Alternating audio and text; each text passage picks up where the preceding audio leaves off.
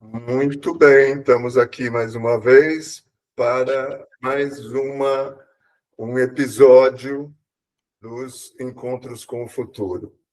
Hoje a gente vai ouvir o Gilson Krauss, que eu vou passar para o Arnaldo para fazer a apresentação dele. Por favor, Arnaldo. Muito bem, bem-vindo, Gilson. Hoje o tema é Ciclos da Engenharia no Brasil, o preocupante processo de desnacionalização recente. Como você sabe, a gente vem fazendo várias lives sobre a formação dos engenheiros do futuro, o que as empresas estão interessadas, o que não estão mais interessadas. Então, hoje a ideia é falar sobre o setor de engenharia, principalmente de consultoria, de projeto, de integração, de estruturação financeira. E o convidado, então, é o Gilson Krause, que é engenheiro mecânico, formado pela PUC do Rio, em 79. Ele tem mestrado em planejamento energético da COP e um doutorado pela CIRED em Paris, em 94. Ele tem mais de 40 anos de experiência no setor de engenharia, atua em diversas áreas estratégicas de energia elétrica, óleo, gás, biocombustíveis, a indústria, infraestrutura, e participou de vários contratos de engenharia, de gerenciamento, EPC, EPCM, a estruturação financeira, etc. Ele, principalmente, teve uma trajetória na Promon, onde ele foi presidente da Promon Engenharia, também foi presidente da UTE Bahia, a usina termoelétrica, foi conselheiro da Fundação Privada do Grupo Promon e membro do Comitê de Investimentos do Fundo P2, que foi em parceria com a Pátria Investimentos.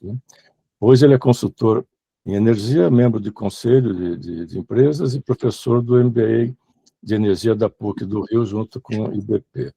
Eu não podia deixar de comentar, eu sei que a apresentação do Gilson vai ser mais sobre engenharia em geral, mas como eu trabalhei quase 20 anos na Promon e uma boa parte desse tempo junto com o Gilson, vou aproveitar e estender um pouco mais essa apresentação. Quando eu entrei na Promon lá nos anos 70, a Promon era digamos assim, um antro de iteanos.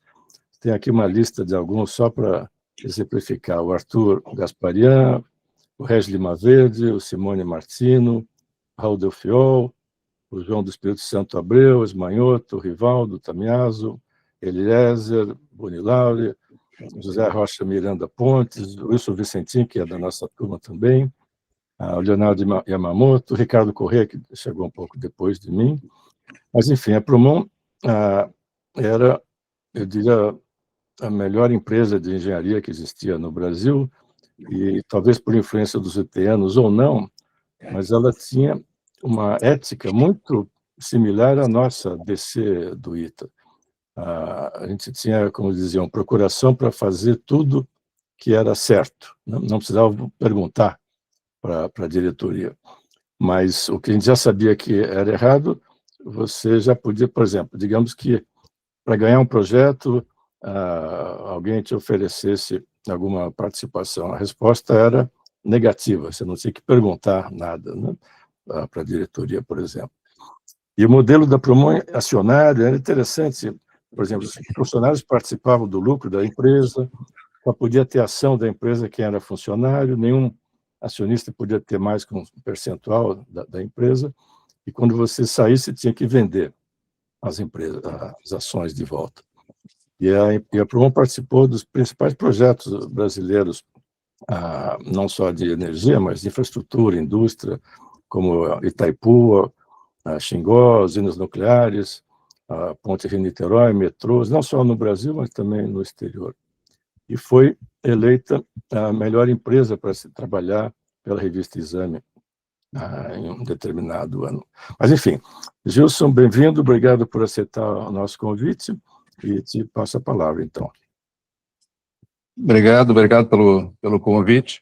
E vou falar, eu trabalhei muito tempo em empresas de engenharia, em várias posições, inclusive como presidente, em vários setores, então, setores de infraestrutura, indústria, etc.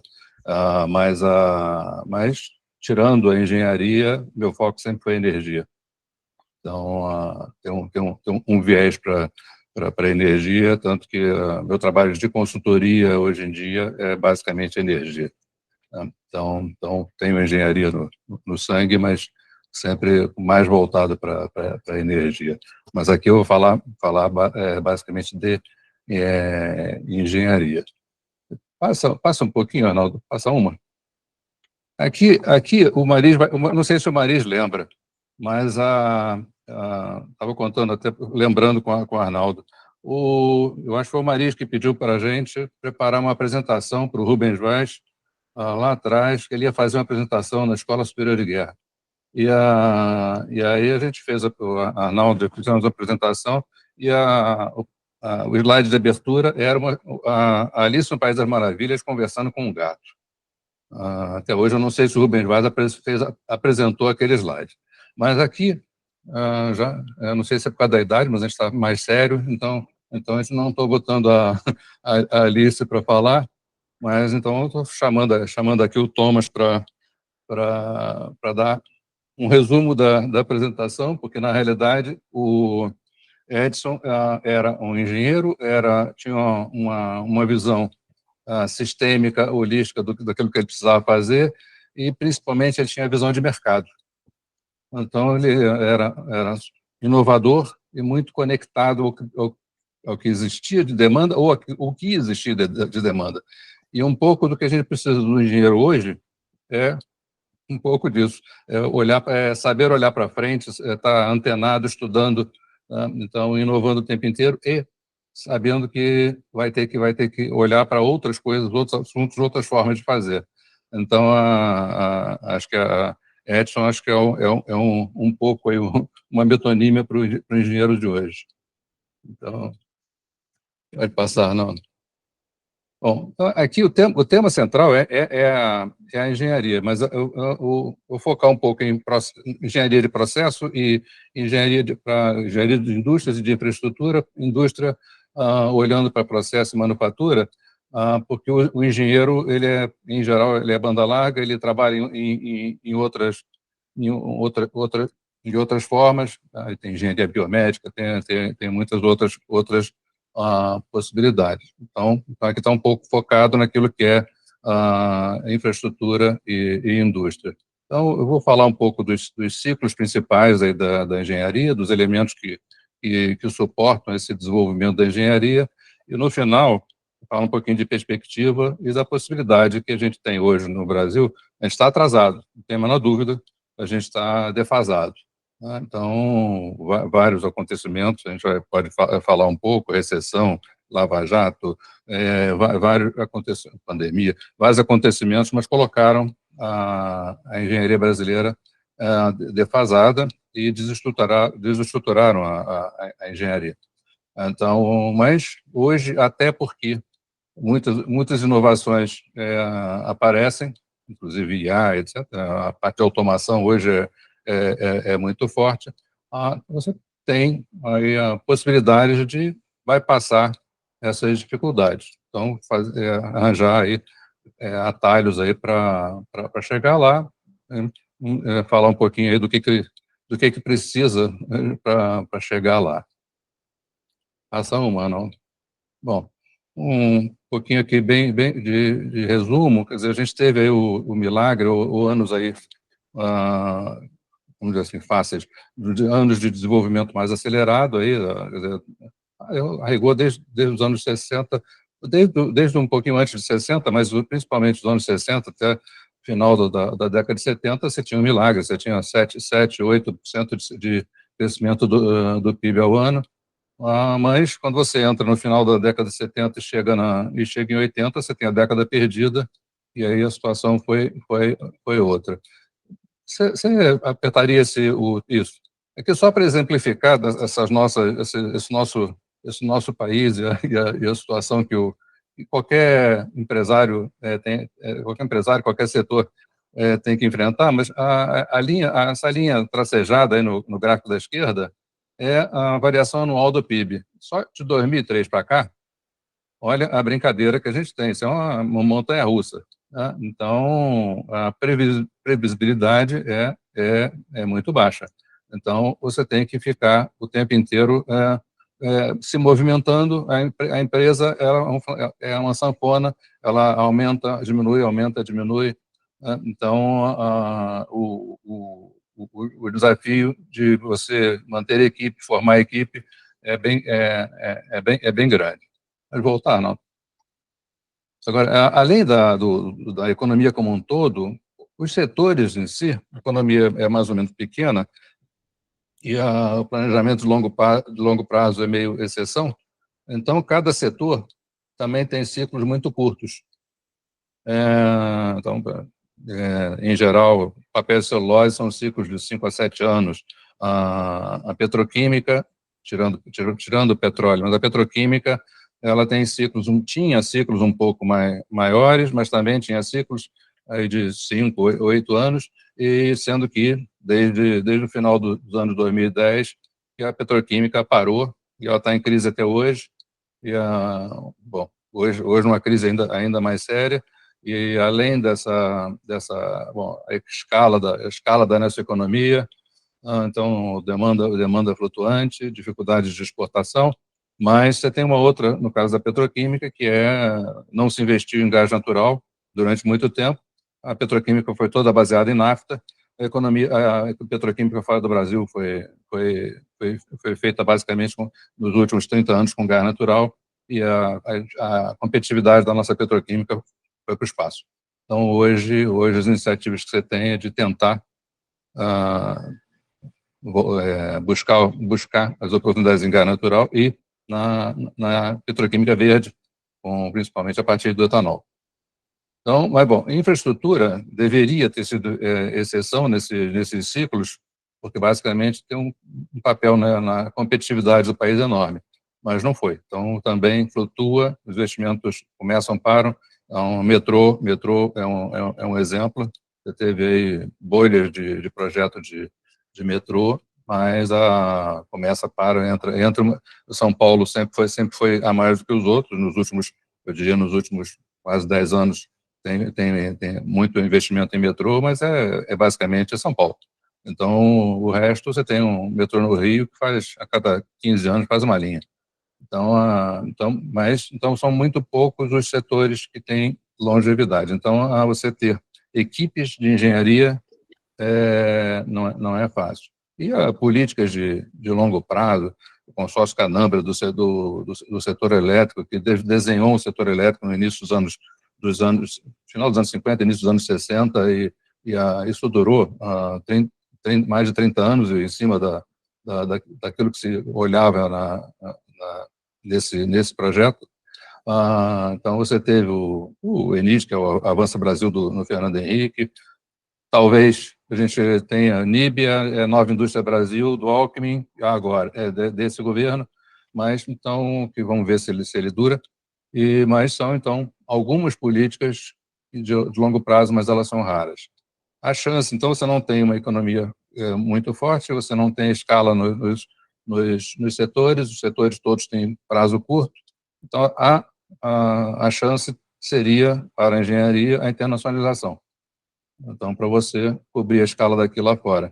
Eu vou falar um pouquinho mais na frente que ela também se mostrou problemática, também se mostrou de uma série de voos curtos, mas vou falar um pouquinho. Então, olhando aqui um pouquinho de cada época, você tem aí, somando 50 com 60, você começa uma industrialização maior aí nos anos 50, Juscelino, e nos anos 60, tem aí um problema com os primeiros 3 anos dos anos 60, mas depois retoma e acelera. Mas você teve, então, um processo de aceleração aí dos investimentos, em tanto indústria quanto infraestrutura. E uma participação do Estado na economia forte. Bom, nessa época, vieram empresas de engenharia de vários segmentos que ajudaram a formar as empresas de engenharia brasileiras, e depois elas saíram.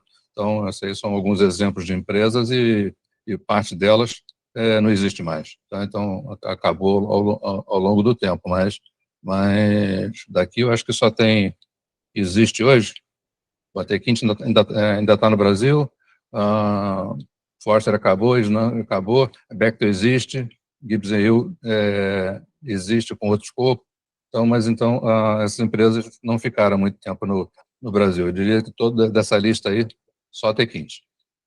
Bom, nesse período também crescem, ou criaram ou cresceram as empresas as grandes construtoras.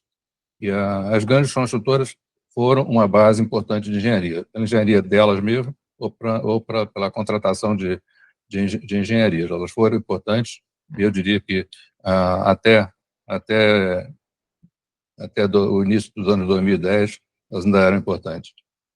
Também houve formação aí daquilo que se chama indústria de base, que tinha a engenharia de fabricação, mas sua interface com as engenharias, seja das consultoras, sejam dos clientes. Então, também foram importantes. Nessa época também, você forma algumas das empresas de engenharia consultiva que foram importantes aí no período seguinte. São mais empresas do que essas que eu botei, são exemplos. Promon de 1960, Hidrocef um pouquinho antes, Hidrocef e Sondotec, elas andam juntas, porque eles eram sócios. Então, Morrison é a Internacional de Engenharia, que era uma empresa estrangeira e depois ficou só a parte nacional. Assim como a Promon, quer dizer, que a maioria talvez não saiba, mas em 1960 a Promon, da origem ao nome, era uma joint venture da Procon, que era uma engenharia americana, com a Montreal. Então, o nome da Procon com a Montreal dá o nome em 1960. Em 64, os americanos queriam sair do Brasil, um grupo de funcionários comprou a parte da Procon, e ao longo dos anos seguintes, até 79, comprou também a parte da Montreal, e aí a empresa virou uma empresa employee owned, que é a empresa dos funcionários. Ela é até hoje nesse modelo, embora esse modelo hoje não seja sustentável. Então, o modelo employee owned hoje é muito complexo de você manter. Nos Estados Unidos, o modelo employee owned existe porque tem uma série de incentivos fiscais. Então, aqui no Rio, embora seja um modelo típico, por exemplo, de escritórios de advocacia, mas esse modelo de quase cooperativa, para empresas que têm um nível de risco grande, hoje não se sustenta. Nessa época também criam-se aí as empresas estatais.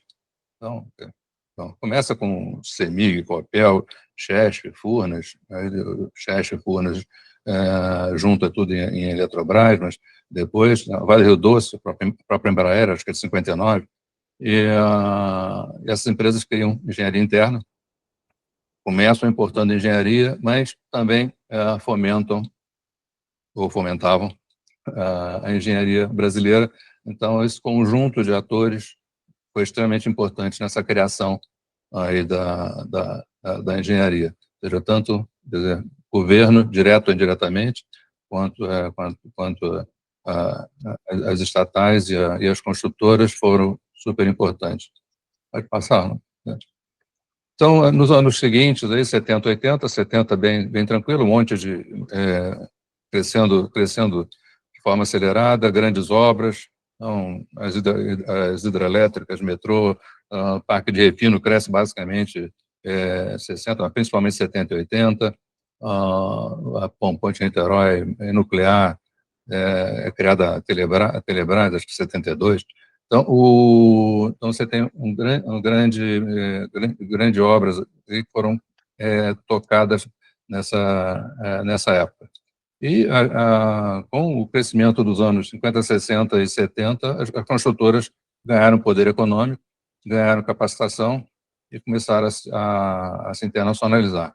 E, basicamente, você consegue internacionalizar se você tiver capital para isso e tiver expertise para mostrar. Você tem que ser competitivo no preço, mas também na tecnologia. Nessa época, a gente formava 30, 40 mil engenheiros por ano. Adiantando, a gente chegou a 110, 115 mil nos anos 2010, e caiu para algo como 80, 90 formandos em 2024, mas as matrículas em 2024 despencaram. Então, a gente está com matrículas em 2025 bem menores do que o número de formandos. Então, pulando lá para o final. Então, as empresas de engenharia, nessa época, também começaram a exportar serviços, mas elas não tinham o dinheiro das construtoras, elas tinham muito pouco apoio do governo, as construtoras tinham, em geral, financiamento, BNDES, etc. E as empresas de engenharia, muito pouco. E as estatais tinham, as que tinham alguma atuação fora, não carregavam as empresas de engenharia, então, construtoras, algumas carregavam de forma bem limitada. Então, a engenharia, para se internacionalizar, ela tinha que estar numa condição especialmente boa principalmente de track record, de expertise. Tá? Então, nessa época, aí, tinha sistema de potência, hidrelétrica, a parte de telecom muito forte, metrôs, mas isso, ao longo do tempo, isso você teve janelas de competitividade por tecnologia, e essa janela se esgotava. E você não tinha condições de manter isso. Além disso, problemas de câmbio, então a estabilidade da nossa economia frente à economia mundial também prejudicava manter. Então, acabava que a maior parte dos projetos, eles eram, da exportação era feita com base em projetos. Eu vou fazer telecom na Nigéria. Ok, mas eu pego um contrato, faço aquele contrato e volto. Então, a gente não conseguia criar uma permanência nesses diversos países. Então, tivemos metrô em Portugal, metrô de Caracas, metrô de Bagdá, mas depois isso você foi as outras engenharias de outros países conseguiam ficar mais modernas que você, com mais suporte do Estado. Bom, aqui, olhando para 80, aí você tem a situação do que você, nos anos 70, você também herdou duas crises de petróleo, 73, 79, entra nos anos 80 com nível de juros, não só no Brasil, mas o Brasil importou uma condição de nível de juros dos Estados Unidos bem alta, e com todos os investimentos que foram feitos desde os anos 60, você estava com o nosso nível de dívida e de inflação nas alturas. Então, a década de 80 é a década perdida, e uma paralisia aí do Estado. Isso foi, inclusive, suporte para a abertura política. Aí, nos anos 90, você tem Plano Real, privatizações, então você tem CSN, Vale, Embraer, Telebrás, Light, CESP, geração e transmissão, já saía todos os projetos novos privados, etc. E aqui, então, já tinha um impacto grande das estatais deixarem de puxar a engenharia brasileira. Começa a entrar outras empresas estrangeiras, que elas entram não só na engenharia, mas elas entram principalmente no investimento. E aí, ao entrar no investimento, ela vai buscar a engenharia lá do país de origem, ou engenharia de países onde ela estava acostumada a contratar, exceto as exceções quando você tinha algum requisito de conteúdo nacional. Eu vou falar mais na frente que isso teve vários benefícios, alguns problemas, mas a situação hoje é quase que o contrário. Não sei quem acompanha um pouquinho aí o setor de energia, existe uma reforma do setor em curso, e teve uma medida provisória, 1304, que passou pela Câmara e conseguiram várias proezas, né? Então, a proeza de manter subsídios ao carvão até 2050, colocar térmica a gás onde não existe gás nem gasoduto, várias proezas, e botaram uma, que o sistema de bateria, chama BES, sistemas de bateria para acumulação, para melhorar o desempenho do setor, compensar a intermitência de eólica e solar. A Câmara conseguiu botar aqui, é proibido ao governo colocar alguma exigência de conteúdo nacional. Eu nunca vi isso. Você pode não botar nenhuma exigência de conteúdo nacional, mas botar que é proibido. Então, essa é uma proeza fantástica, mas mostra a desconexão entre o passado e o presente, e aquilo que no passado levou a algum resultado, com alguns problemas, mas levou a algum resultado, e hoje você tem quase que o sinal invertido. Mas, bom, então houve uma queda de investimentos, mas as construtoras que estavam ainda muito capitalizadas, elas também passam a entrar em investimentos, entram em telecomunicações de forma forte e passam a ser as investidoras e capitanear em alguns setores. O investimento dependia das construtoras, né? Então, bom, a intervenção estatal cai, tá? E o investimento em infraestrutura cai e começa um fenômeno forte de desindustrialização. Arnaldo, você pega o triângulo embaixo? Isso. Então, aqui só para mostrar que 80 até 2020, o percentual da indústria no PIB. Então, em 80 ele estava em quase 40, e em 2020 ele está em 22.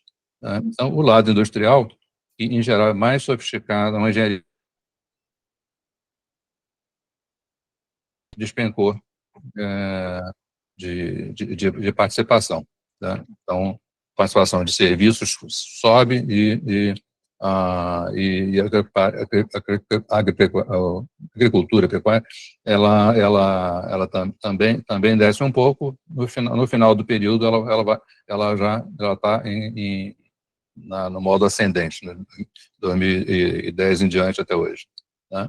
Então, pode voltar. Bom, então, aqui, essa desindustrialização tem um impacto grande na engenharia. A engenharia, nessa época, então, ela se comoditiza. Então, eu lembro da gente, eu não lembro dos números exatamente, mas do fenômeno que a gente vendia engenharia a X reais por homem-hora, e apareceu a empresa vendendo por um quinto de X, né? Então, as pessoas comprando por preço, inclusive as estatais, né? Então, você destrói a engenharia de mais qualidade. Mas, se a gente olhar o número de graduados, ele não é tão diferente do anterior, sobe um pouco. Se a gente olhar esses números com países como Coreia, muito menores, mas como Coreia do Sul, bom, China não se fala, e OCDE, etc., que são números muito maiores, principalmente em percentual da população. Por outro lado, a engenharia, ela começa a mudar o perfil, e da engenharia consultiva, ela começa a ter começar os processos de automação de forma acelerada e buscar a complexidade para sair da comoditização. Então, entra gerenciamento, entra montagem de negócios, que então, com a formatação financeira, parceria com bancos, parceria com as construtoras, então, na forma de ou EPCMs ou EPCs. Então, a engenharia, ela se sofistica, assume um papel maior na gestão dos projetos, na gestão de riscos, e para tentar fugir da commodity. Então, uma parte da engenharia consegue fazer isso e sobrevive ou até cresce. A outra parte aí, ela desaparece. Pode passar. Olhando aí 2010, as décadas de 2000 e 2010 também são décadas curiosas. O início da década de 2000 começa com cautela fiscal, aí depois você passa para Celso Furtado e Maria da Conceição Tavares e vira desenvolvimentista de forma muito forte, e aí você começa a investir e alavancar investimento naquilo que podia. Então, por exemplo, a Petrobras. Aqui começa a crescer a questão ambiental, vem desde muito longe, 72 em Estocolmo, 92 no Rio, mas depois você tem Kyoto no final dos anos 90, mas ela vai crescendo. Acelera bem mais a partir de Paris, em 2015, mas a questão ambiental, então, ela vem forte. Aqui foram criadas várias políticas de conteúdo nacional, principalmente a Petrobras, e energia eólica, que é uma área interessante. Se depois da apresentação alguém quiser, eu falo um pouquinho da saga da energia eólica, que disparou e depois despencou. Então, mas a energia eólica tinha não tinha na ANEEL, o núcleo de órgãos de regulação, uma demanda específica de conteúdo nacional, mas o BNDES só financiava se tivesse conteúdo nacional, e aí se instalaram no Brasil fornecedores de fábricas de pás, de torres, na Célia, onde ficam os equipamentos principais, toda a energia eólica teve um crescimento muito forte. O ano 2008 é específico dessa saga da energia elétrica. E a solar começa a partir de 2010, 2012, mas começa basicamente pela competitividade que ganhava a partir principalmente do fenômeno chinês. Biocombustíveis aqui crescem, lembrando, o pró-álcool era de 75, nos anos 90 ele era praticamente zero, mas aí ele volta aqui a crescer, sendo que biodiesel foi criado aí no início dos anos 2000, 2003, 2004, também tem muitas histórias, e a planta de etanol de milho, que praticamente não existia no Brasil, você tem a primeira planta em 2012 ou 13. Então, aqui você tem um movimento, aí, então são anos aí interessantes. Boa parte disso está nas commodities, então petróleo dispara, você tem minério de ferro dispara, commodities agrícolas também disparam, muito disso é China crescendo acima de 10% ao ano. Então, muito que explica o crescimento das commodities em cima da China. Mas o lado negativo é que a gente passa a ter um foco em combustíveis, em commodities, e não tanto na venda de produtos acabados, então, na indústria. Então, aí você tem um fenômeno que se chama de doença holandesa. Doença holandesa é um fenômeno que o nome que os economistas deram se dá porque em 1959 se descobre um mega campo de gás na Holanda.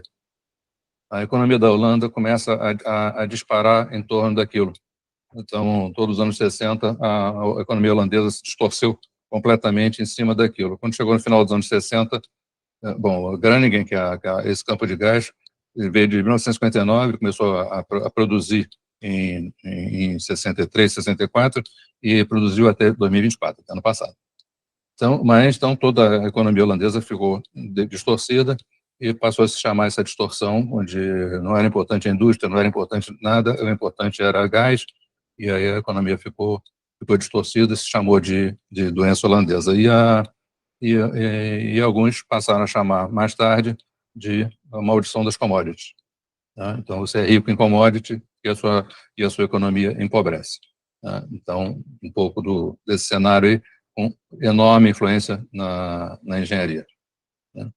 Bom, de qualquer jeito, algumas empresas, e também, em paralelo, você tem esse enorme boom de investimentos, em particular a Petrobras, mas não só a Petrobras, você passa a crescer a engenharia e ela passa a investir, a se automatizar, e aí desde aqui você tem a automação do gerenciamento, então, junção com o financeiro, com os sistemas de SAP da vida, etc., com a construção, com a cadeia de suprimentos, você começa a usar aparelhos na internet das coisas. Então, aqui você já começa a ter BIMs, que o BIM é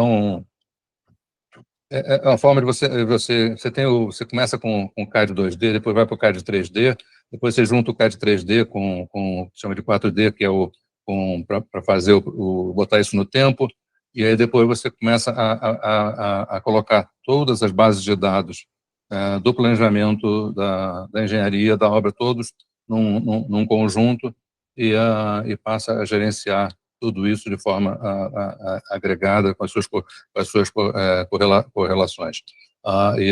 O BIM, o que se fala hoje de muito do que se tem hoje de gêmeo digital, aí a origem são os sistemas BIM. Né? Então, aqui você já está chegando a contratar mais de 100 mil engenheiros por ano. Tem um fenômeno aqui que aparentemente você diria que é positivo, mas ele tem um viés bem negativo, e foram criadas aí, dezenas, se não centenas, de universidades privadas com cursos online, eram cursos caça-níquel, com financiamento fácil, financiamento de crédito educativo ou direto para as universidades, tá? Então, a qualidade era muito baixa, e aí você, na realidade, gerou uma satisfação de muita gente com diploma, mas não de capacidade de trabalho. Então, boa parte desse boom de universidades, ele foi negativo. Vai passar?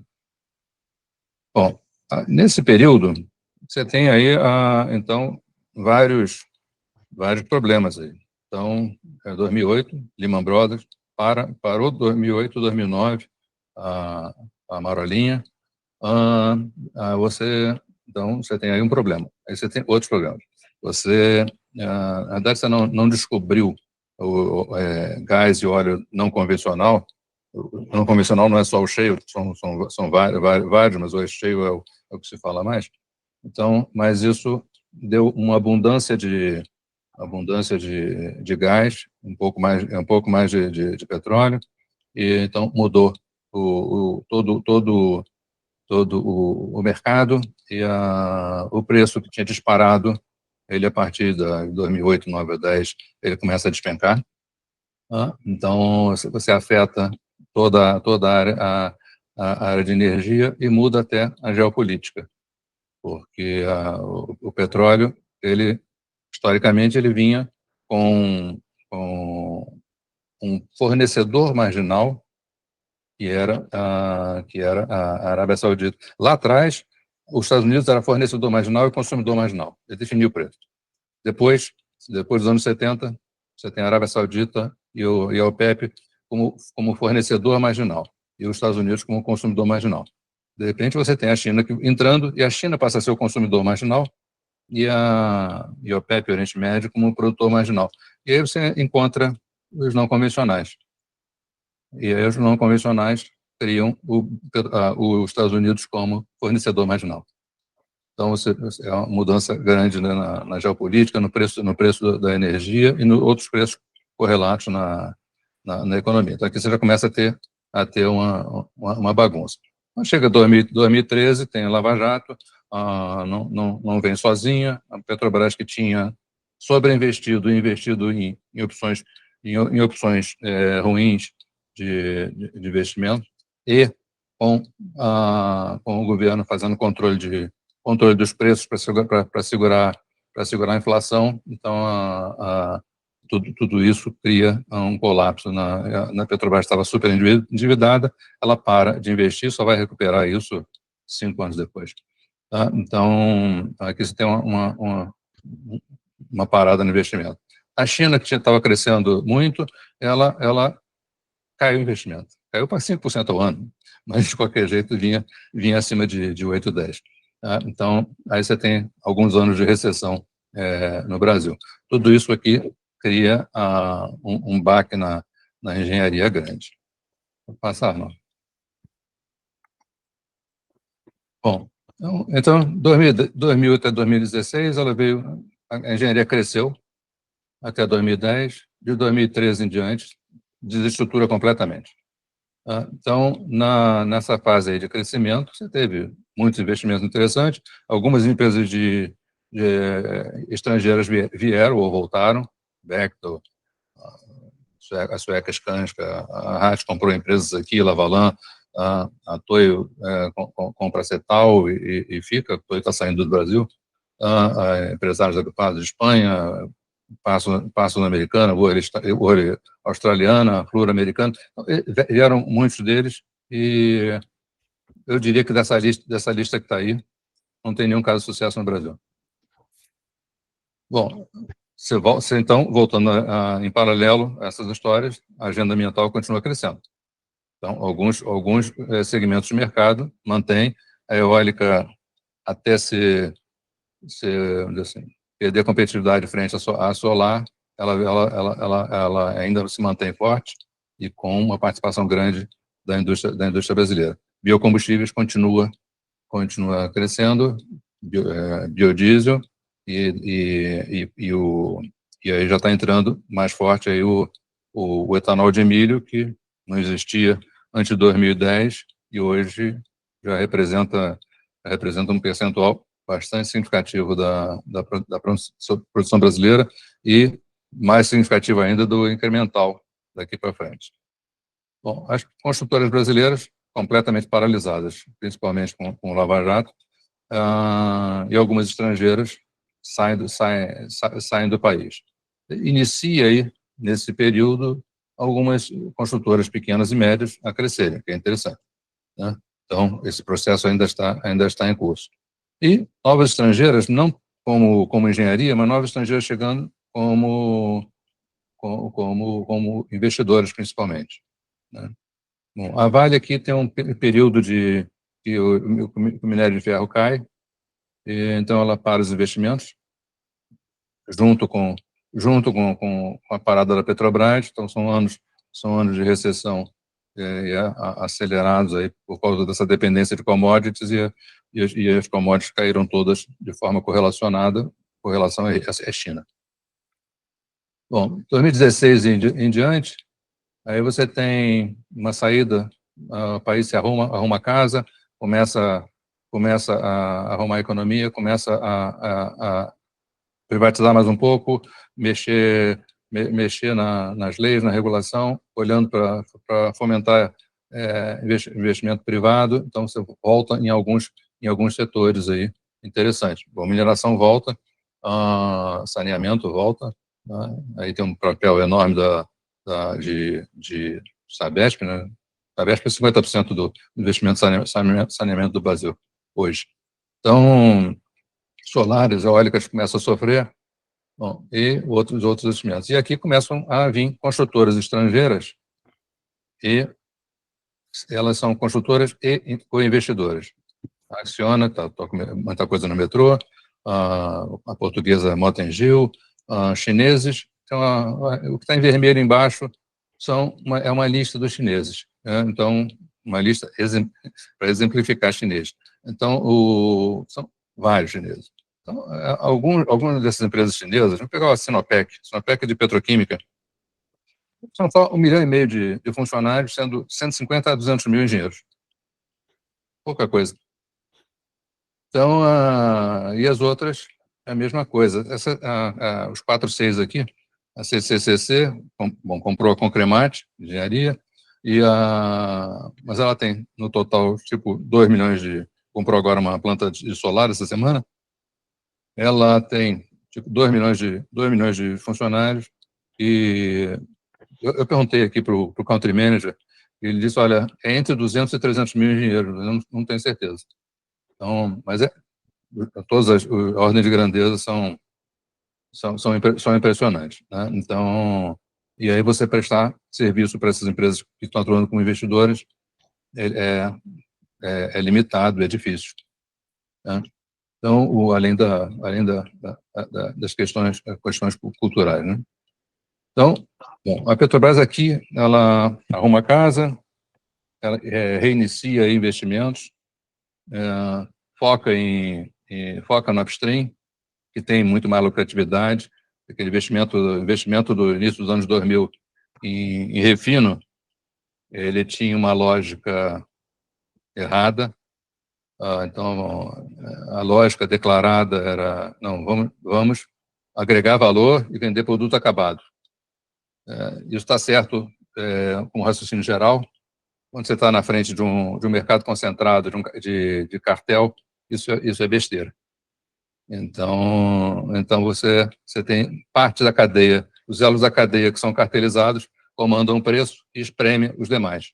Então, a margem de refino, quando houve esse início dos anos 2000, querendo fazer várias refinarias novas, refinaria no Maranhão, refinaria em qualquer lugar, você tinha uma coisa que o Arnaldo não falou. Eu saí da engenharia em 98. Eu fiquei 2 anos na ANP, na Agência Nacional de Petróleo, e voltei em 2000. Né? Então, para a engenharia. Mas então, quando eu voltei para a engenharia, eu falei, bom, você entende de petróleo, vai ter investimento em refino? Eu falei, olha, lógica não tem, porque a margem internacional de refino está abaixo de $5 o barril, e você precisa de 15 para pagar uma refinaria nova. Então, lógica não tem. Você poderia ter desenvolvimento regional, difícil, ou alguma estratégia de integração vertical, mas com prejuízo enorme. Então, bom, mas assim mesmo, resolveram fazer muitos investimentos em refino. Também tinham investimentos na indústria naval, com base, vamos recuperar a indústria naval brasileira. E aí você bota não em um estaleiro ou 2, mas você põe 6, 7 estaleiros, e que cada um produziria 1 a 2 navios por ano, e um estaleiro na China faz 50 por ano, um estaleiro de Singapura faz 40 por ano. Então, chance zero. Bom, então esse período da Petrobras, ele foca na lucratividade, já não é o caso a partir de 22, mas você tem aqui um novo boom de investimentos. A pandemia tem um impacto grande, né? Então, os projetos, a economia dá uma parada, os projetos diminuem, desarticula. Algumas empresas conseguiram passar, estava comentando antes dessa reunião, o caso da Promon, que eu trabalhava nessa época lá, era a gente, em menos de uma semana, a gente já tinha desde 2013 experiências de trabalho remoto com com parte da empresa. E quando começou a pandemia, a gente botou 100% dos funcionários em trabalho remoto em 4, 5 dias. Né? Então, mas algumas empresas conseguiram, mas de qualquer jeito era uma nova forma de trabalhar. A produtividade depois ela volta a crescer, mas ela no início tem um certo impacto. Gilson, Eu? temos mais uns 5 minutinhos. Tá bom. Pode passar.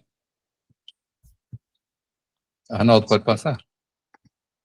Está aqui. Bom, então aqui hoje a situação é de retomada na economia, desde 2021, 2022, começa a crescer, a engenharia cresce, mas ela cresce de forma diferente. Tá? Então, ela cresce com uma engenharia dispersa, sem grandes empresas, tá? Então, com mais empresas que estão gerenciando uma rede de empresas, tá? Então, é uma outra forma de trabalhar. Tá? E com produtos diferentes. Então, o investimento em inovação continua, principalmente em algumas empresas. Tá? Então, o caso da Promon se destaca, mas a Radix, que é brasileira, também se destaca. E o caso Semec, que é uma empresa de Limeira, para mim é uma dessas que dão um salto e bypassam as restrições. É uma empresa principalmente na parte de manutenção preditiva preventiva e preditiva, está muito na frente de qualquer empresa no Brasil nessa área, então, que hoje está, ela é no final dos anos 90, as empresas têm 300 pessoas, sendo 25 ou 30 PhDs. Tá? Então, fazendo os aplicativos para fazer isso. Então, ela é uma empresa que eu diria que está à frente do restante. Então, o caso da Promon também tem muita automação, muita coisa já em inteligência artificial, também dando saltos na frente. Então, aqui você tem uma série de evoluções e a engenharia crescendo também no OPEX, o que é ótimo, porque ela deixa de estar tão importante nos ciclos dos setores, no ciclo das empresas, e passa a estar de uma forma mais permanente. Vai passar, não? Bom, bom, mas IA, essa superautomação, tudo isso muda muita coisa.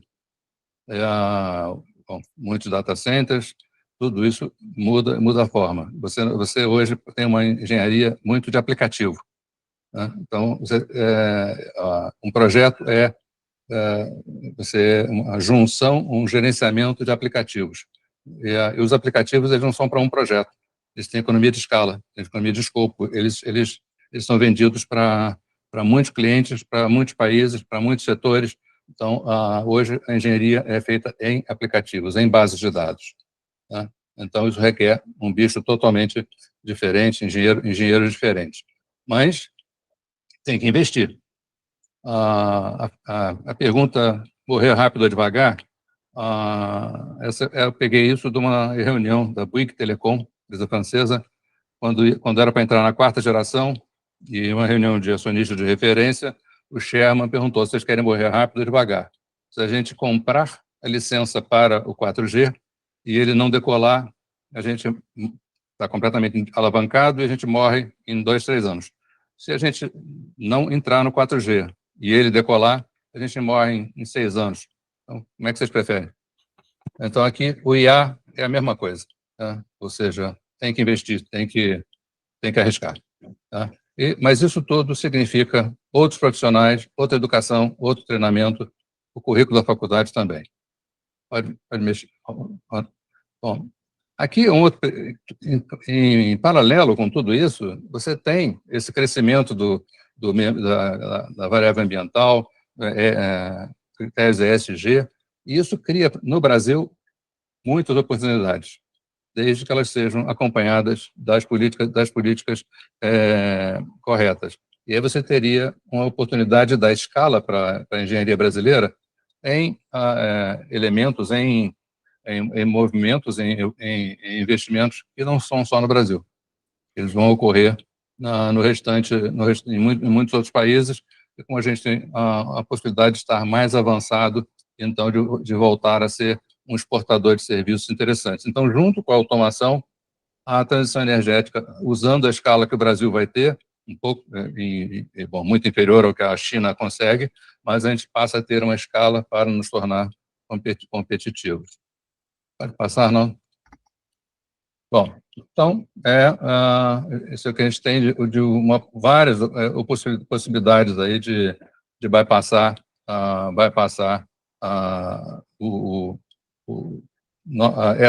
essas dificuldades ou bypassar nossos atrasos e chegar um pouco na frente.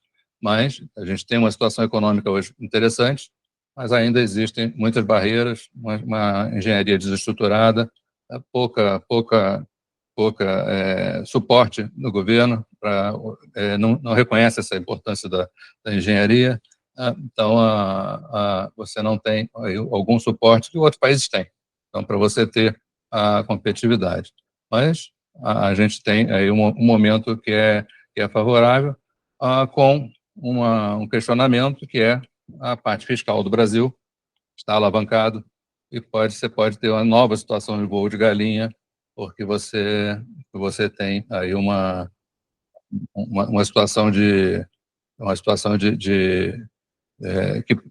pode voltar às crises que você teve nos anos 80, que você teve a partir de 2013, então de estourar pelo lado fiscal e perder a sustentação.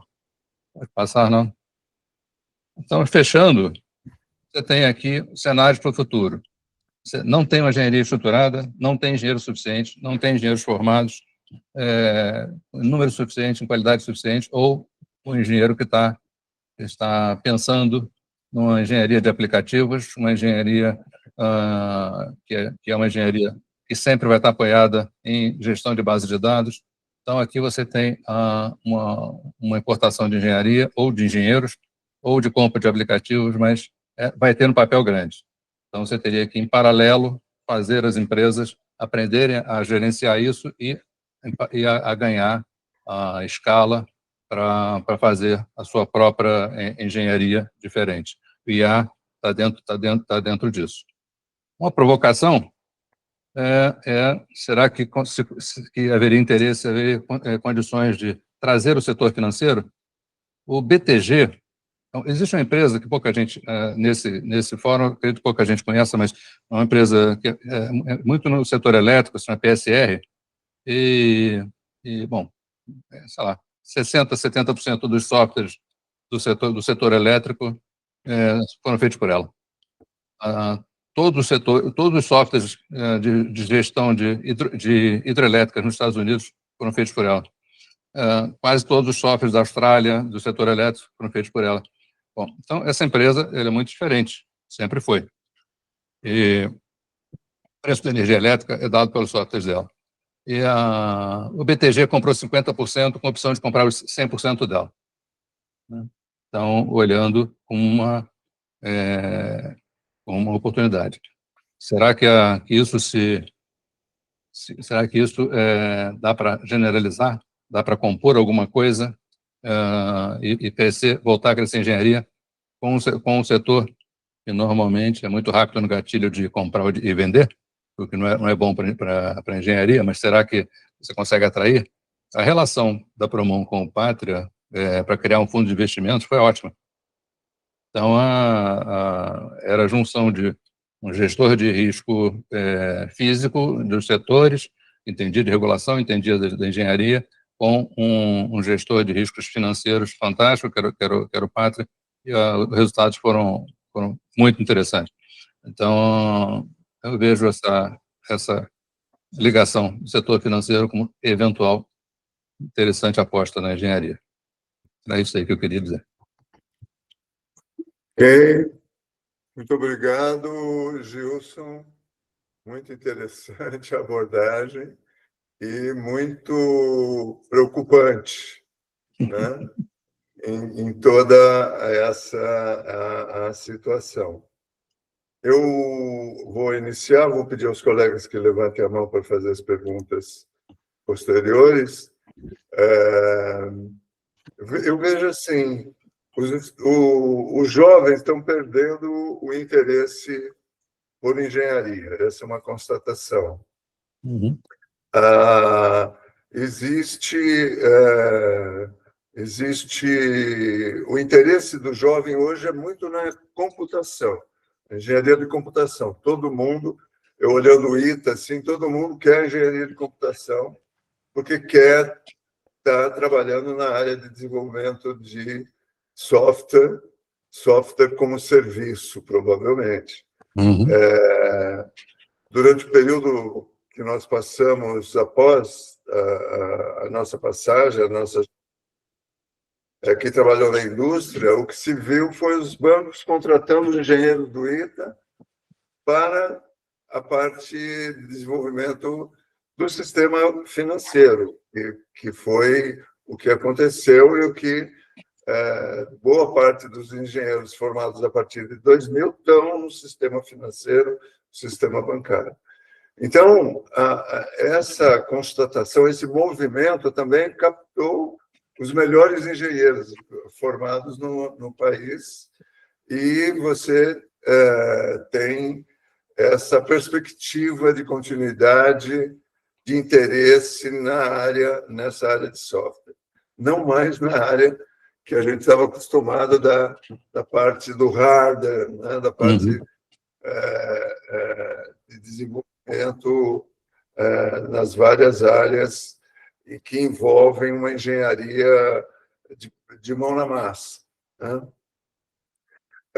Então, a questão é assim, uma perspectiva que nós estamos analisando é a participação dos engenheiros sêniores junto aos engenheiros novos, os novos engenheiros formados. Existe uma enorme dificuldade de conversa entre essas gerações, mas a gente vê uma certa perspectiva de futuro. O que você acha dessa possibilidade, Eu acho, olha, eu trazer o sênior para junto com os jovens, sejam eles mais voltados para a parte de software ou não, é essencial e é exatamente a minha importação de engenharia. Ou seja, está faltando engenheiro, está faltando conhecimento. Eu vou importar engenharia, vou importar engenheiros. Tá? Então, se eu tenho o sênior aqui, ele está disposto a trabalhar, ele faz esse mesmo papel. Tá? Então, lógico que você vai ter alguma dificuldade, porque esse sênior também tem que estar interessado em aprender a lidar com o software, aprender a fazer essa interface, então a comprar essa engenharia, ou a gerenciar essa engenharia de forma diferente. Então, ele também tem que se aculturar, não é só o treinamento do jovem, o treinamento também do sênior. Mas eu acho que é muito melhor do que sair importando engenheiros. Então, eu acho ótimo. Algumas empresas, quer dizer, a Petrobras teve uma época, teve universidade corporativa, algumas empresas grandes fizeram universidades corporativas, outras tentaram, não saiu ainda do papel, talvez por escala, tá? Então, mas o papel aí dos sêniors para colocar isso em prática e fazer, não precisa ser um sênior para uma universidade corporativa de uma empresa, mas para fazer isso de forma mais aberta. E aí você pode até, para uma empresa, um conjunto de empresas, fazer isso para ela e para vender serviços. Então, ou seja, é o treinamento do conjunto de engenheiros, da forma de trabalhar. Eu acho interessante. Muito bom. Vamos seguir nesse caminho. Eu vou passar para o Arnaldo para a próxima pergunta. Então, Gilson, obrigado pela exposição, muito interessante. Como eu disse, eu acompanhei de dentro, né, o setor até os anos 90, e depois não estava tão informado assim. Quer dizer, foi muito, muito útil, muito interessante. Obrigado novamente. Eu queria ver se você podia expandir aquele tema que você disse que ia falar depois, que é energia eólica e solar. E a gente sabe, problemas de intermitência, curtailment. Esse tema hoje em dia. É que eu falo do curtailment no final, mas é que a saga da energia elétrica é interessante, que você, final dos anos 90, início dos anos 2000, faz um programa que era o Proinfa para fomentar a energia renovável, que era basicamente PCH e eólica, e biomassa podia entrar junto, com vários critérios de incentivo. O motor principal era as PCHs. A eólica não conseguia decolar. E um dos problemas da eólica era curioso, que era guindaste. Então, você não tinha guindaste no Brasil. A eólica estava bombando em vários lugares do mundo. Quando chega... e aí criou-se uma outra restrição, que o BNDES disse só financio a eólica se tiver conteúdo nacional. Bom, então você tinha aí essa frase, apareceu uma barreira. Quando chegou em 2008, você teve o Lehman Brothers e a COP da Dinamarca. Na COP da Dinamarca, o Lula fala, vamos dar um monte de vantagens para eólicas. O Lehman Brothers fez parar a indústria eólica no mundo inteiro, sobrou guindaste. Os guindastes vieram para cá. As indústrias estavam sobrando equipamento, mandaram para cá. A indústria também instalaram as fábricas aqui, aproveitando os financiamentos interessantes. Aí a eólica dispara a partir de 2008. Ela só vai perder tração no final dos anos 2010, porque a solar começa a ficar mais competitiva do que ela. O curtailment, ele é um evento bem mais recente, dos últimos 3 anos, e aí você somou a eólica, que tem a sua intermitência e não tem inércia, é muito leve, então qualquer problema na rede ela desmonta e acelera os problemas da rede, mas a solar, que passou a se desenvolver, a crescer de forma mais acelerada, com a queda de preços enorme aí, por causa da China. E principalmente a GD, a geração distribuída, as pessoas botando solar nos seus telhados, tem 40 gigas de GD hoje. Né? Então, você tem uma quantidade de geração distribuída solar enorme, que o ONS, o sistema, não despacha, não controla, e ela também não tem inércia, Então, quando o sistema, por algum motivo, oscila, ela acompanha a oscilação e aumenta a oscilação. Ou seja, os inversores estão errados. Os inversores teriam que ser uma tecnologia que não seguisse, mas que redesenhasse o ruído. Isso tudo junto jogou uma situação de caos no setor, e você tem hoje, então, a sobra de energia durante uma parte do dia, a intermitência, uma sobra de energia, e o setor não consegue se regular. Só para ter ideia, o Dia dos Pais, domingo, você tinha uma geração total na faixa de uma demanda total na faixa de 50 e poucos giga, e entre solar e eólica você tinha mais ou menos o mesmo valor. Então, ou seja, qualquer intermitência você tinha 100% oscilando. Então, o casamento tem que ser perfeito entre demanda e oferta no setor elétrico, foi para o espaço. Então você tem aí, bom, e a eólica, que já vinha perdendo a competitividade para o setor, ainda passou a ter problemas de corte. Quando você corta a rede, você corta a receita das empresas. Então, você tem projeto eólico com 50% a 60% de corte da receita, porque o sistema se desestabiliza e o ONS vai para a segurança para não cair tudo, ele sai desligando a oferta de intermitência. E enquanto isso, você vai botando térmica para firmar a rede, e então você joga fora o ar, joga fora a água e bota fósforo para queimar. Então, muito bem. Isso é a saga da eólica e mais recentemente da solar. A gente está acompanhando essa discussão, é interessante. Agradeço aí a tua contribuição. Eu vou passar, então, para o Maris para a próxima pergunta. Opa, obrigado, Paulo. Cláudio, parabéns aí pela apresentação, né? Você nos brindou aqui com um flash completo aí sobre a evolução da engenharia no Brasil, e também a evolução, né? Eu farei um comentário rápido aqui e em seguida uma pergunta. Algumas coisas que você falou eu achei interessante. Eu, quando entrei na Chess, entrei em 1974. E lá, nessa época, era um boom tremendo. Nós vivíamos todo dia quase lidando com hidroservice, com a Promon, com a Temag, com a série de empresas, também com as construtoras. E era um boom constante, era como se fosse uma grande feira permanente. E eu me habituei com isso logo que entrei, e fui assim até praticamente 79 e 80. E foi engraçado que, quando chegou o ano de 1980, a feira acabou, instantaneamente. Uhum. Esse movimento sumiu.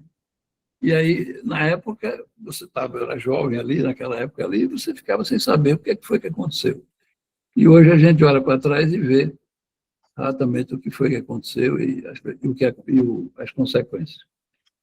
Você falou aí num assunto interessante das commodities, e o Brasil, isso atrapalha muito o desenvolvimento da tecnologia e da engenharia, lógico. Você vai exportar só isso. Porque na China, por exemplo, eles têm um conceito básico de que eles não querem, de jeito nenhum, trazer o cérebro de fora. Tudo que tiver com o cérebro de fora, eles são contra. Então, eles procuram desenvolver tudo internamente. E isso aí, claro, se você for olhar só o problema de custo financeiro, você não vai desenvolver nunca. Porque sempre que você começar qualquer atividade, ela vai ser mais cara do que uma que está lá, no seu vizinho. Então, você tem que ter políticas, eu acho, que diga, não, isso aqui nós vamos desenvolver e isso aqui pode custar mais caro, depois fica mais barato. Lembra do livro Made in Japan, em que ele desenvolveu todo aquele sistema de gravação e etc., e reprodução, e na época era uma porcaria, os primeiros, e se ele fosse desistir por conta disso, não, mas o governo incentivou, e foi o sucesso que a gente conhece aí, não precisa falar sobre isso, certo? Bom, e o CEPEL, o CEPEL não, a PSR, e a pergunta que você fez no final sobre a questão da participação financeira, eu diria o seguinte, que a PSR, na verdade, começou dentro do CEPEL, porque eu acompanhei, inclusive, isso. Foi. Porque, na verdade, o Mário Veiga, que foi o maior líder lá nessa época, junto com os outros também, né, que era uma equipe fantástica, mais a COP, etc., mais a presença da interação com a Eletrobras. Então, na verdade, foi o Estado brasileiro que gerou esse desenvolvimento que hoje é um case de sucesso. Eu acho que a gente precisa olhar um pouco essa questão do Estado brasileiro, porque só essa questão financeira não resolve. Eu não acredito muito em banco. Eu acho que banco ele pensa muito em curto prazo, por conta da própria finalidade dele, certo? Que é lucrar sempre. Então, quando você tem um investimento de mais longo prazo, que só vai lucrar no futuro, o banco cai fora. Então, é necessário, por isso, voltar aqui à presença do Estado. Então, a minha pergunta é quase que assim um desafio aí para você, uma pergunta no seguinte sentido. Essa questão das commodities e desenvolvimento tecnológico, hoje a gente sabe que o mundo está crescendo muito na parte de geração nuclear, por vários aspectos, né? Que a gente já conhece, inclusive pelo desenvolvimento também de pequenos reatores, etc., etc., e dos grandes também, sabe? Então, a demanda por urânio é imensa. E o Brasil é um dos países que tem as maiores reservas de urânio do mundo, do planeta. E nós também temos a tecnologia de enriquecer urânio.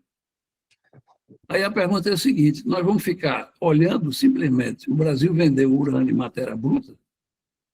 O que é preciso fazer, na sua opinião, para que a gente converta o ciclo tecnológico do urânio, que é a conversão em hexafluoreto, de urânio em gás, depois de em gás faz o enriquecimento, depois vai... O que é necessário fazer aqui no Brasil para que isso não aconteça?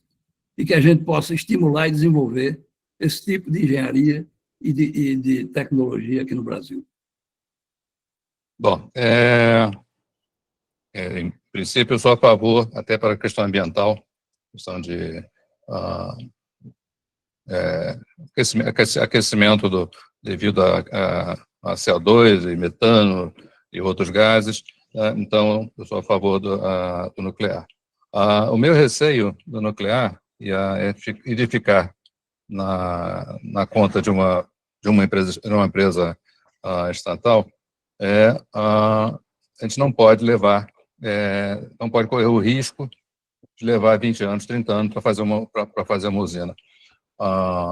Então, ou seja, a gente tem que ter uma responsabilidade enorme, não só com a questão de segurança de plantas nucleares, mas também com a gestão, com as finanças do investimento. Eu não sei agora como os irmãos Batista aí compraram uma parte do que era antigamente do que é a eletronuclear. Então, eles são sócios minoritários, mas podem crescer essa participação. Se eles vão tocar os investimentos nucleares, começa com finalizar a Angra 3 e de forma séria. Então, eu tenho, quando se me perguntaram, é melhor parar Angra 3 e gastar 26 milhões ou continuar Angra 3 e receber 20, acho que é gastar 23 ou receber 26, ou algo parecido. Olha, se eu parar, eu sei quanto é que custa. Se eu retomar, eu não sei, porque todas as vezes que eu fiz um investimento nuclear, ele custou muito mais do que era previsto e um prazo muito maior. Então, o meu problema é qual é a seriedade desse investimento, se ele for simplesmente público. Se ele for misto, aí sim, eu acredito. Se vier de fora, esse investimento, se vier de empresas estrangeiras, você tem a complexidade do tema nuclear com estrangeiros. Mas por mim, se a gente consegue tornar esse investimento sério do ponto de vista de governança, de gestão, eu sou totalmente favorável. Muito bem. A próxima pergunta é do Flamínio. Por favor, Flamínio. Então, grato, Gilson, pela brilhante apresentação e também brilhantes respostas. A minha pergunta é sobre transição energética também. Nós já atingimos o ΔT de 1,5 grau em relação aos níveis pré-industriais, antes até dos modelos climáticos previrem isso. A pergunta é, sem o surgimento de uma nova fonte de eletricidade que seja simultaneamente limpa, renovável e despachável, ou seja, 24/7, como a OTEC, que é a Ocean Thermal Energy Conversion, há alguma chance de evitarmos chegar a ΔT de 2 graus Celsius em pouquíssimas décadas? Muito obrigado. Bom, eu sou um antinegacionismo. Então, acho que a situação é extremo risco o risco de atingirmos vários pontos de não retorno enorme. E lembro o caso do ozônio. O ozônio, se falava, olha, o risco está crescendo, a camada está afinando, mas a função não era contínua, a função era descontínua. Então, ela, de repente, abriu um rombo na camada de ozônio e você teve uma quantidade de problemas, inclusive de saúde, enormes, frente a uma emergência que era constatável, era um fato tão visível, se conseguiu fazer acordos rapidamente e reverter o problema da camada de ozônio, que hoje é de pequena monta. Então, mas aparentemente você vai precisar de um cataclismo para conseguir politicamente colocar as pessoas alinhadas, colocar pessoas que ou eleitoralmente ou simplesmente até por idade estão pensando num prazo muito curto. O que vai acontecer em 2050 não existe. Então, inclusive os acionistas das grandes empresas, as empresas de petróleo estavam começando a investir fortemente em renováveis, e de repente todas elas param. Então, ou seja, os acionistas pressionaram e pararam. E se você tem algum país como os Estados Unidos que tira o custo da transição, ele ganha competitividade em relação a quem vai correr o custo da transição. O que vai acontecer daqui a 20 anos é um outro problema, não sei nem com quem vai estar esse problema. Então, as empresas europeias também passam a pisar no freio, a fazer pressão política para voltar atrás. Então, eu sou pessimista com a situação de transição energética. Ela é super necessária. Para o Brasil, tem várias vantagens, então seria super interessante. Então, seja em biocombustíveis, até o nuclear, mas do ponto de vista internacional, eu vejo ainda que a gente vai precisar de mais problemas para começar a olhar de forma mais séria as soluções. Bem, legal. Passei então para o Armando Araújo para a próxima pergunta. Obrigado, Paulo. Krause, muito obrigado pela apresentação. Embora a imagem que eu tive confirma a minha imagem, que é uma situação difícil para a engenharia nacional. Eu me formei em 65, então na década de 70 eu vi o crescimento muito forte da engenharia nacional em vários setores, né? Setor de petróleo, no setor de eletricidade, no setor de transporte. Agora, era tudo com apoio do governo.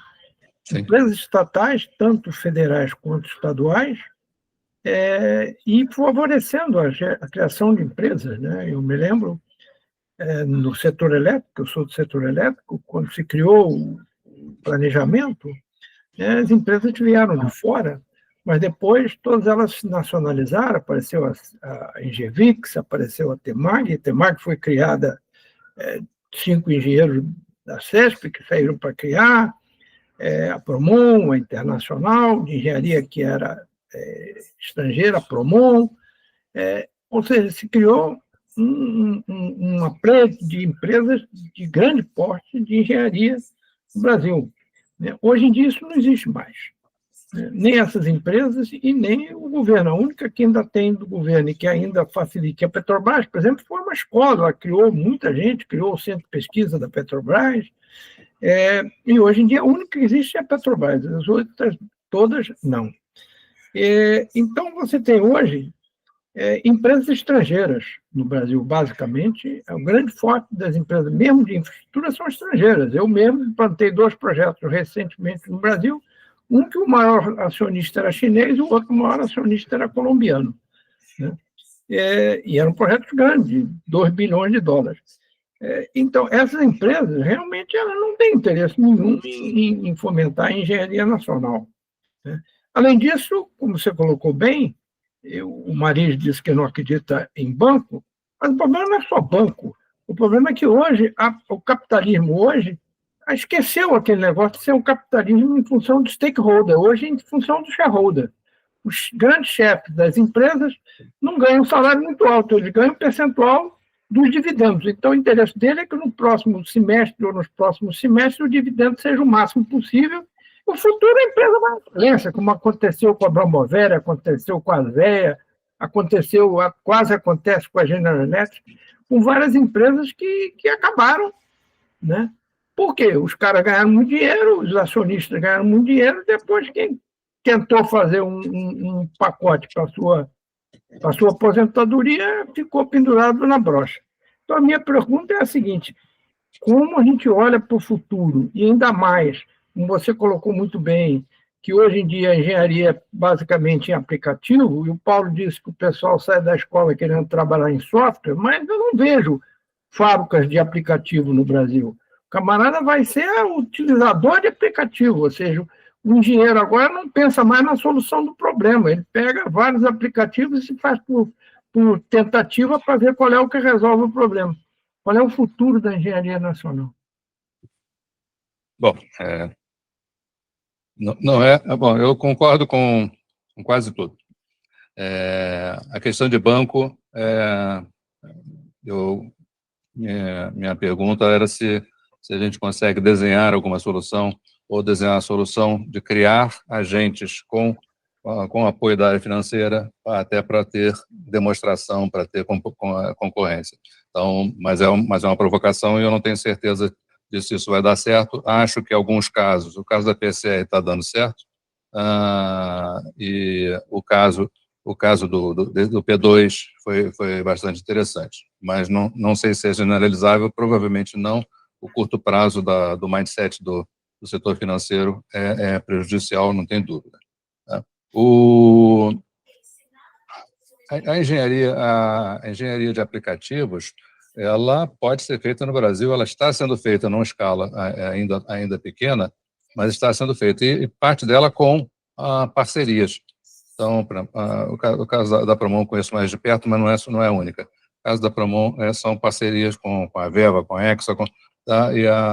Então, há desenvolvimento em conjunto de aplicativos ou a compra de aplicativos, alguns por encomenda, tá? Que são feitos lá fora porque não tem gente aqui para fazer, mas para você, então, fazer a gestão dessa rede de aplicativos e fazer a integração deles. Então, e a gente vai ter que aprender a usar. E toda essa garotada que quer mexer em software, ela pode ser usada para isso. Só esclarecendo, eu deixei de ser funcionário da Promon em 2019. Eu sou consultor da Promon e sou acionista da Promon até hoje. Então, eu me mantenho perto e sei o que acontece no dia a dia. Então, você tem jovens que foram contratados para trabalhar em otimização, para trabalhar nesse TI, mas é um TI ligado à engenharia, tá? E eles têm feito muitos aplicativos, né? Então, você bota engenheiros com mais experiência que vão orientar, porque o engenheiro também com mais experiência não vai conseguir fazer o aplicativo, e a garotada faz. Então, tem sido feito, tem otimizações grandes sendo feitas, e você está, por isso que quando eu falei do leapfrogging, ou seja, de você vai passando e ganhando competitividade. Vai ser suficiente? Não sei. Hoje, se ficar só numa Promon, não vai.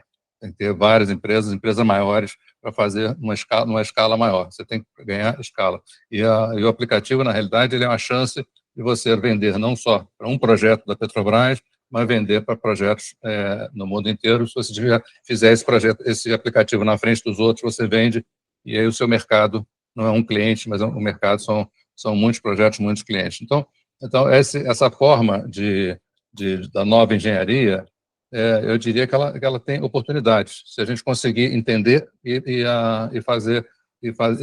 sair na frente dos outros. Tá? Então, se eu pegar uma NVIDIA, valia nada, e em 5 anos ela vale mais do que a Microsoft. De onde saiu isso? Tá? De onde saiu essa descontinuidade? Tá? Então, ou seja, a evolução muito rápida, tecnológica, cria nichos. Então, a destruição criativa, ela cria oportunidades. Se a gente tiver, bom, lógico, apoio do governo, se tiver dinheiro para fazer, não precisa ser uma empresa estatal. Eu vi uma vez uma entrevista com o Osiris, né, que vocês são mais próximos da Embraer, e perguntaram ao Osiris se o importante da Embraer era ser estatal ou privada. Ele falou, não, é importante ela ser privada e foi importante ela ter sido estatal. Né? Então, ou seja, os dois movimentos foram essenciais. Tá? Então, aqui eu tenho que ter apoio do governo, tem que ter financiamento do BNDES, então tem que ter uma rede de educação, os currículos adequados e formar pessoas adequadas, mas não é um grande problema a questão da engenharia de aplicativos. Pode ser que ela seja a solução, tá? Desde que eu aprenda a lidar com ela, a valorizar a engenharia mesmo dessa forma. Então, eu fico meio otimista e meio pessimista, ou seja, otimista com os nichos. É o tal da história do copo meio cheio, meio vazio, né? Que a gente tem, a situação que a gente tem. Eu queria lembrar que foi na automação bancária, que começou na época que nos formamos, lá em 75, na época que o Brasil deu um salto impressionante, porque tinha o interesse dos bancos, e a gente tem a vantagem, tem a vantagem até hoje de ter um dos sistemas melhores do mundo para você manipular, desde as caixas eletrônicas até os aplicativos que hoje você usa com uma facilidade, desde a criação do Pix, essa toda evolução de software, de desenvolvimento de software, e partindo de um interesse privado, de certa maneira. Eu queria também colocar, Gilson, a questão da Embraer um pouquinho, olhando um pouquinho para a Embraer. E a Embraer não é uma montadora, mas com uma capacidade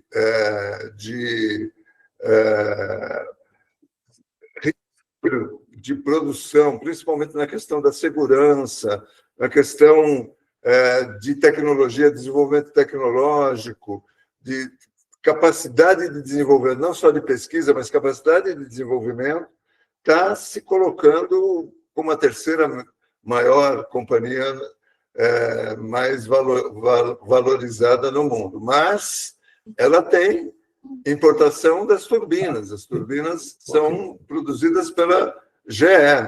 Então, o conceito de nacionalização não mudou. Será que nós não estamos precisando entender melhor qual é o valor nacional na atual conjuntura que a gente deve desenvolver, olhando as melhores qualificações que a nossa engenharia possui, que a nossa capacidade criativa demonstra, e focar os apoios nessa direção? O que você acha do conceito de nacionalização atualmente? Bom, achei perfeito. Acho que a Embraer é uma gestão de conhecimento, e aí a rede dela pode estar pedaço aqui, um pedaço fora, muito fora, mas ela é a gestora da inteligência. Ou com a Apple faz iPhone no mundo inteiro, mas a gestão é dela. Vou pegar um caso bem diferente. A TSMC, a empresa de Taiwan, a maior fabricante de chip, e os chips mais sofisticados do mundo são da TSMC, que é a empresa de Taiwan. Então, ou seja, uma empresa de Taiwan faz lá os chipzinhos de 3 nanômetros. Quantos fornecedores ela tem? 400. Quase todos fora de Taiwan ou da China. A máquina principal, a máquina de litografia, é de uma empresa holandesa. Essa empresa tem 80 fornecedores fora da Holanda. Tá? Então, ou seja, a inteligência está nas empresas de engenharia de chip e na gestão dessa rede de fornecedores que é imensa. É o caso Embraer, eu diria amplificado. Tá? Então, você hoje, com tanta oferta no mundo, você tem que fazer uma gestão dos seus fornecedores, da sua rede de interesse, a rede de inteligência, a rede de conhecimento. Então, mais do que você fazer toda a sua engenharia, é você gerir essa engenharia que dificilmente você vai conseguir colocá-la toda num país. Então a Apple ela é da onde? Ela é americana. E onde está a gestão do conhecimento? Está nos Estados Unidos. A Embraer, eu diria que ela é principalmente brasileira, embora hoje ela esteja com centros nervosos ou centros econômicos mais espalhados, mas ela é uma empresa que tem um mando de inteligência brasileira muito grande. Então, acho que o caso da Embraer é um excelente exemplo, o caso de Taiwan, enquanto a China deixar, também é um bom exemplo. Então, acho que a engenharia pode ser várias empresas assim. Tá? Então, a Petrobras ela pode ser uma alavancadora de tecnologia. Agora, o que não pode é ela ser desviada para outros propósitos. Tá? Então, porque ela, a parte de águas profundas, né, mesmo depois de tanto tempo, com tantas empresas mexendo nisso, a tecnologia da Petrobras não tem igual. Tá? Então, na parte de refino, coisa nenhuma. Né? Então, a parte de refino ela é atrasada. Tá? Então, a indústria naval brasileira também bastante atrasada. Então, por que eu vou olhar nesses locais onde eu não tenho escala e não tenho tanto valor agregado? Vou olhar para... Se for para mexer no enriquecimento de urânio, estou com o Maris. Né? Sim. A gente tem um nível já sofisticado, já muito próximo. Então, é usar esses setores onde eu posso dar um salto, onde eu posso rapidamente ganhar produtividade, e se não tiver igual, ser até melhor, porque com alguns benefícios, como a transição energética, a gente tem um V0 maior. Então, acho que esse conceito de nacionalização ele também tem que ser um pouco relativizado, não é ser uma empresa estatal do governo. Agora, tem que ter apoios diversos do governo. Né? Então, na forma de regulação, na forma de financiamento, mas até na diplomacia. Né? Então, para ter essa vantagem comparativa ou para recuperar uma vantagem comparativa que a gente teve lá atrás. Bom, muito obrigado. Nós estamos chegando ao final. Eu vou passar para a última pergunta do Maris. Por favor, Maris. Opa, na verdade, eu entrei aqui para ser disciplinado, para não fazer uma réplica do que ele falou na minha resposta. Então, tem um tempinho aqui, eu vou colocar... É só um esclarecimento, na verdade. E não, é o seguinte, esse negócio de custo nuclear não é assim tão simples, como a pessoa fala que é caro, etc. Não é bem assim. Isso eu não podia perder a oportunidade de estar aqui diante de Krause, que é um homem que faz a diferença aqui no Brasil, que é o seguinte, se você pega um dado estatístico da WNA, né, que é um setor que publica dados aí do setor nuclear, você vai ver que você tem usinas nucleares na faixa de $2.000 o quilowatt a $7.000 o quilowatt. E aí a explicação é muito simples. Você mistura tanto usinas que estão em fase de desenvolvimento com usinas que já estão funcionando bem.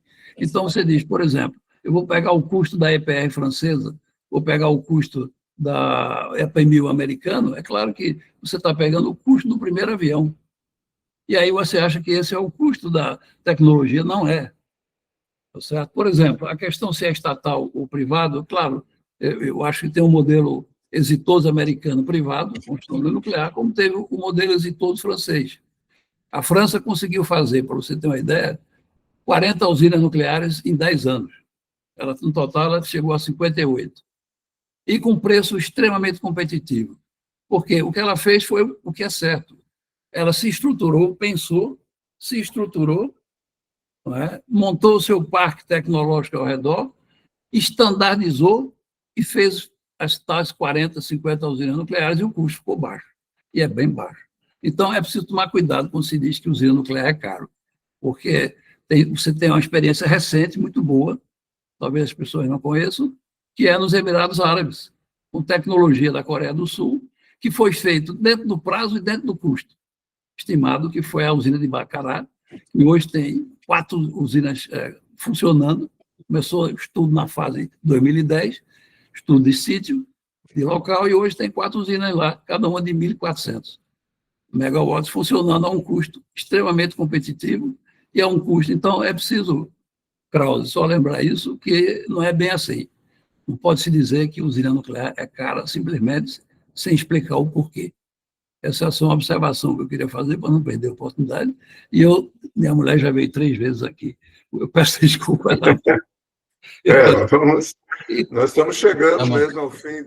Um abraço aí para você. Eu vou brindar o Krause. Eu sempre, Armando ali, mandar um abraço para o Armando, que eu estou vendo ele aqui.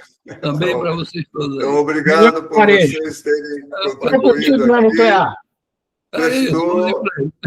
Vamos parando a gravação, então.